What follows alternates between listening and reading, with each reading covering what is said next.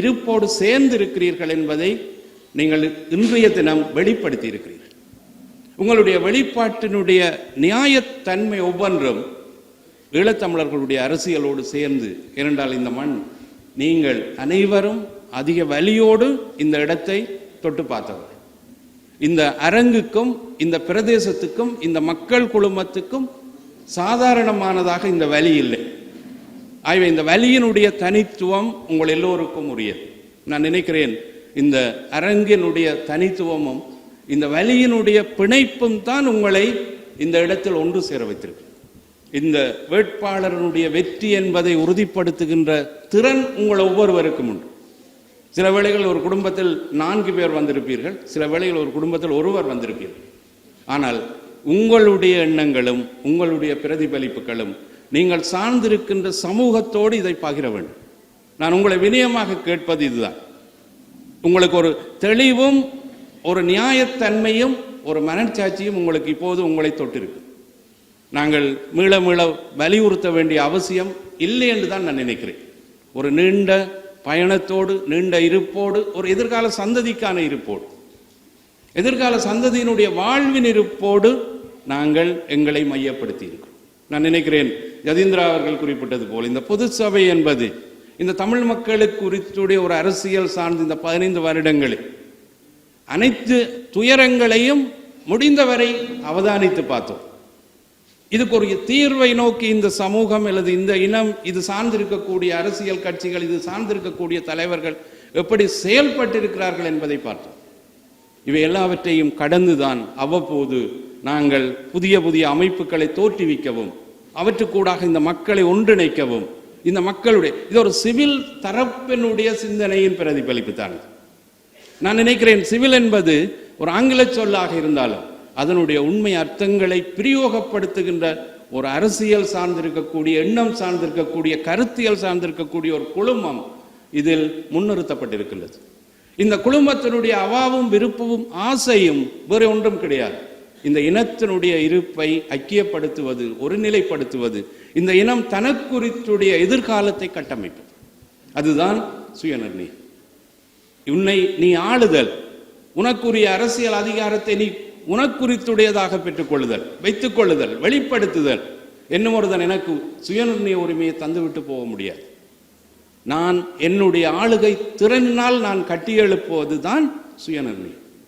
இந்த சுயநிர்ணயத்து குறித்துடைய வலிமையை நீங்கள் எல்லோரும் அனுபவித்திருக்கிறீர்கள். இந்த வலியை நீங்கள் எல்லோரும் பார்த்திருக்கிறீர்கள்.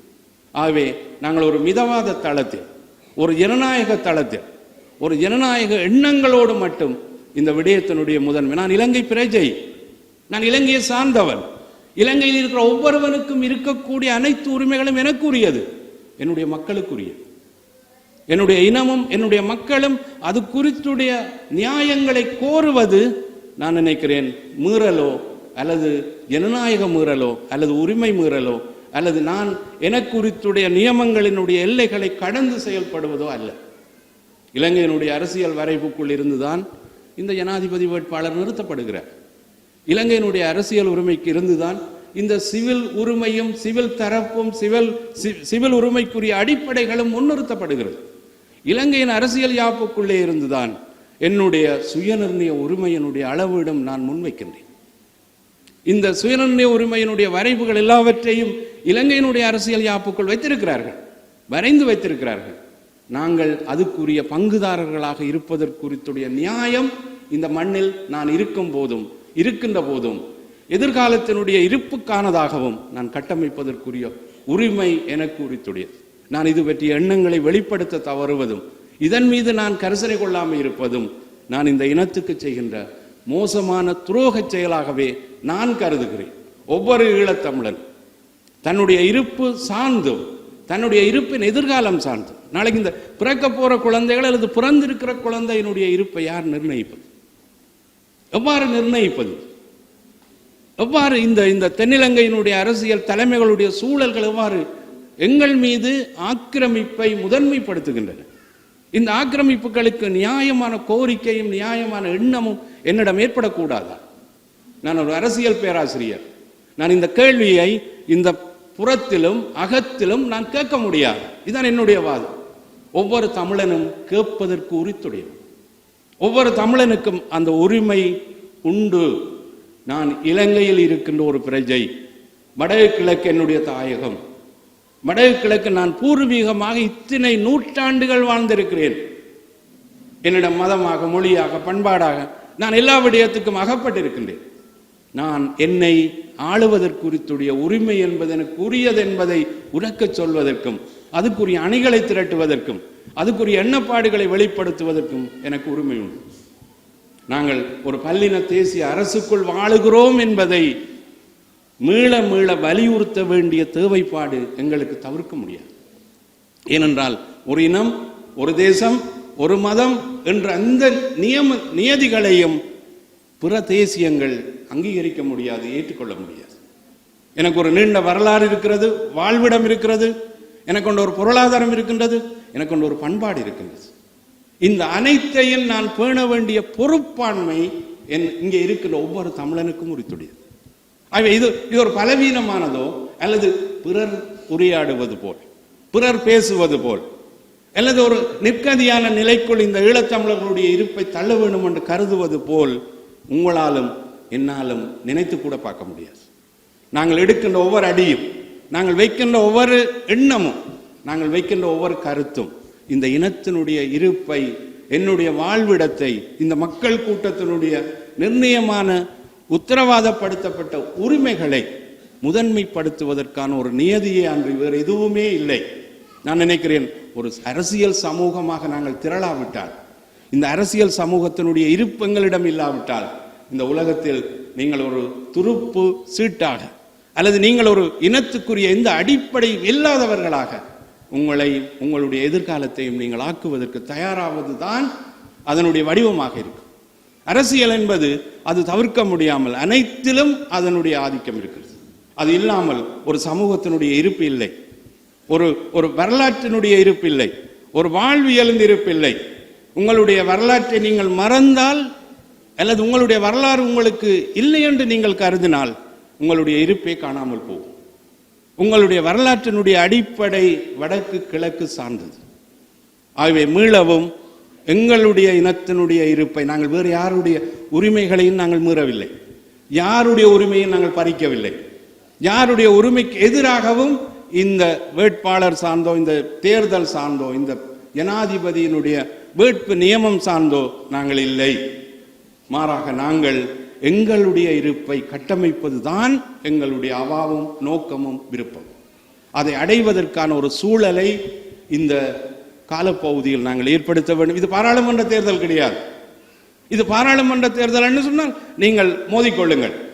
ஆனால் அதனையும் கூட எதிர்காலத்தில் மோத விடாமல் தடுப்பது என்பதுதான் இந்த தமிழ் மக்கள் பொது சபையினுடைய பிரதான நீண்ட நோக்கங்களினுடைய ஒரு எண்ணமாக இருக்கின்றது. எதிர்காலத்தில் இருக்கக்கூடிய மாற்றங்களோடு சேர்ந்து நாங்கள் பயணிப்போம், பயணிக்க வேண்டும். அதுக்கான ஒரு கட்டமைப்பாகத்தான் இந்த கட்டமைப்பினுடைய இருப்பை நாங்கள் வரையறுக்க முயற்சித்திருக்கின்றோம். இது தனித்து ஒரு ஜனாதிபதி தேர்தலோடு முடிந்து போற விடயம் கிடையாது. ஈழத்தமிழர்களுடைய அரசியல் இருப்பு எவ்வாறு பலமாக்கப்படுகிறதோ இந்த ஜனாதிபதி தேர்தலில், அதிலிருந்துதான் நீங்கள் உங்களை எப்படி வெற்றி பெற வைக்கிறீர்களோ அதிலிருந்துதான் நான் நினைக்கிறேன் இந்த பொதுமக்கள் சபையினுடைய இருப்பும், அதனுடைய நீடிப்பும், அதனுடைய நிலைத்திருப்பும் எதிர்கால அரசியலோடு சேர்ந்து பயணிப்பதற்கான வாய்ப்புகளை அது சாத்தியப்படுத்தும். அந்த சாத்தியப்படுத்தலில் நீங்கள் ஒவ்வொருவரும் பங்குதார்கள். நான் நினைக்கிறேன் உங்களுடைய வாக்கு நீங்கள் உங்களுக்கே அளிக்கிறீர்கள். இதுவரை நீங்கள் இன்னொரு வேட்பாளருக்கு அளித்தீர்கள். இப்போது தமிழ் மக்களுடைய வாக்கு தமிழ் மக்களினுடைய வேட்பாளருக்கானதாக மாறி இருக்கின்றது. ஆகவே நிச்சயம் இதனோடு சேர்ந்து பயணிப்பதும், இதனோடு சேர்ந்து பயணிப்பதற்குரிய அடிப்படை நியமங்களையும் நீங்கள் வைத்திருக்கிறீர்கள். அந்த வைத்திருக்கின்றது என்பது உங்களுடைய ஒவ்வொருவருடைய முகத்திலும் தெரிகின்ற செய்தி, உங்களுடைய ஒவ்வொருவருடைய முகத்தினுடைய எண்ணங்களிலும் இருக்கின்ற செய்தி. ஆகவே இந்த செய்தி கிராமந்தோறும், நகரந்தோறும், பிற நிறுவனங்கள் தோறும் கொண்டு செல்லப்பட வேண்டும். ஒரு நியாயமான எண்ணப்பாங்கோடு நாங்கள் இந்த சூழலில் இருக்கிறோம் என்பதை நாங்கள் உறுதிப்படுத்திக் கொள்ள வேண்டும். உங்களுடைய பலத்தை நீங்கள் புரியவில்லை என்று சொன்னால் உங்களை யாரும் பலமானவர் என்று அளவீடு செய்ய மாட்டேன். நான் நினைக்கிறேன், நான் ஒரு விவசாய குடும்பத்தில் ஒரு முள்ளியவளை கிராமத்தில் பிறந்த ஒரு சைவ பாடசாலையில் கல்வி கற்ற ஒரு மாணவன். நான் என்னையும் என்னுடைய திறனையும் என்னுடைய ஆளுமையையும் நான் முதன்மைப்படுத்தியபடியின்னு தான் உங்கள் முன் ஒரு பேராசிரியராக வந்து நிற்கின்றேன்.